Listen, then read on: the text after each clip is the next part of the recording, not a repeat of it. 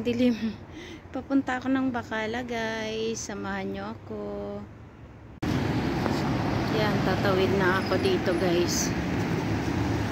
Daming sasakyan. Hirap tumawid.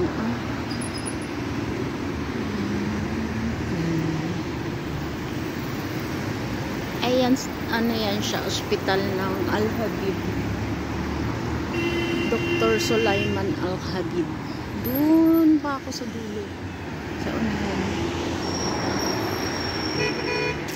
Nadaan. Diretso pa doon. Traffic na. Traffic na, guys. Nag-traffic na siya. Mag-face mask ako kasi yung mga dumadaan, tinitingnan ako. Yeah. Yan. Malayo-layo pa to, guys. Ayan. Ito. Ayan yung ospital ng Al-Habib. Laki-laki na. Doon sa pinakagitna niyan, yung entrance exit niyan. Katapat noon. Diyan ako. Diyan yung Bacala or yung tindahan. Maliit na supermarket. Bibili lang ako ng pagkain kasi hindi pa sila namimili ng pagkain. Walang laman yung ref. Bibili lang ako kahit anong pwedeng kain, lutuin. Ang liwanag, sobrang liwanag ng ospital.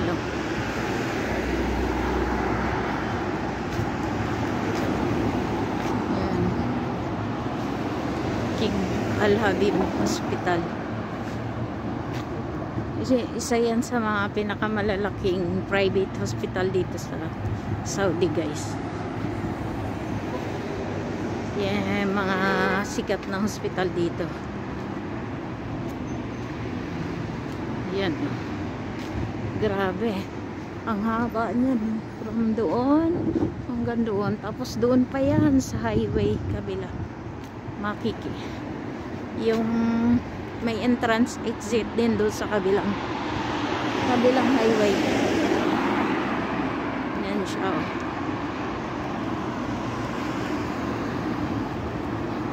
Malapit na ako, guys. Kasi yan, no, yung exit na dyan, no, sa gitna.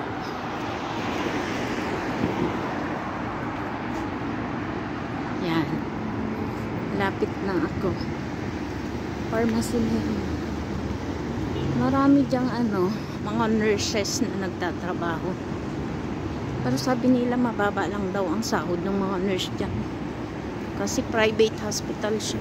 Hindi naman government. Daming yan. Parang may 3 branch ata yan siya. Yung bago sa may Ulaya. Ang ganda, ang laki din. Sobrang taas. Parang 15 floor or 20 pa nga siguro. Kasi ang taas-taas eh. San laki. Grabe. Ilang minutes na ba? 3 minutes pa lang. Nandito na ako sa may entrance. Ayan o. Diba? Ayan yung main entrance ng Al-Habib. Pero meron din doon sa may kabilang kabilang highway. Ayan, emergency po dyan. Emergency nila. Malikot ang aking video. Nakakasilaw ba? Ayan. Ayan siya, emergency. Ayan siya yung emergency nila.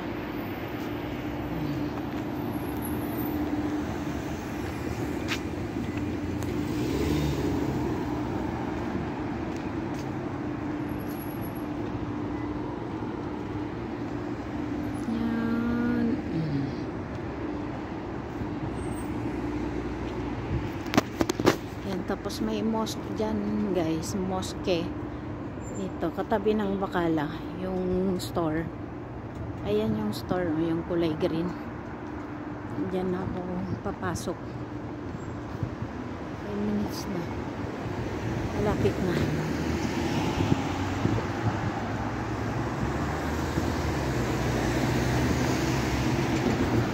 Ang daming sasakyan nakapark.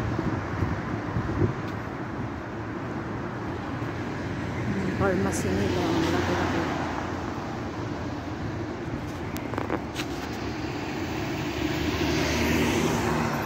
Zoom in natin para makita yung hindi pa rin mabasa.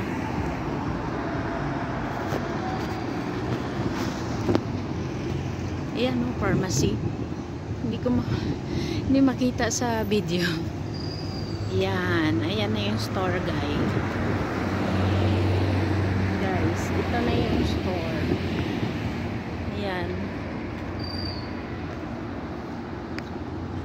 Ayan yung pharmacy ng Al Habib. Kita na ba? Oo, kita na siya. Ayan. Ayan. Ito na yung store, guys. So, papasok na ako sa loob. Ayan na. Pabalik na ako, guys. Ayan na. Dito na ako sa malapit sa bahay. Ayan yung bahay, oh. Malaki. Nasa kanto lang siya talaga. Ayan, sa corner lang siya ng highway. Ayan yung bahay ng pasyente ko. Yan, tatawid lang ako dun sa kabila. Dun. Tapos tawid ako ulit dun sa kabila. Ayan, ayan na yung bahay nila mama. Ng patient ko. Ang bilis ko lang. Parang wala pang 10 minutes ang lakad ko eh. Yan, tatawid lang ako dyan. Kaya lang, ingat-ingat kasi maraming sasakyan. Ang bilis pa naman nila magpatakbo guys. Sobra. Salamat sa pagsama nyo guys sa akin. Ayan. Malapit lang yung bahay namin, accommodation namin actually dito guys. Kaya lang, nag-stay na kasi toxic nga si mama, naka-ventilator. Anytime may emergency siya. So, dyan lang, paglabas nun sa highway dun. Tapos kakaliwa. Mga 10 minutes lang papunta sa amin. Sige na guys, tatawid na ako. Bye bye. Thank you for watching guys. Flex ko lang guys yung mga pinamili ko sa Bacala. Ito, Iskinol 10 reals. 555 sardines. 9 reals. Ang mahal guys. Tapos 2 pansit canton. 2 chicken, Lucky Me chicken noodles. Upo. Toothpaste, tapos tinapay na Pinoy na tinapay, tapos sliced bread, tapos ito, ano to? Anong tawag dyan? Kalamay ubi with latik. Ayan. Yan lang guys. Ang pinamili ko, total 55 reals. Ang mahal guys, sobra. Times pag tinimes mo sa 14 ang mahal. Okay guys, thank you, that's all.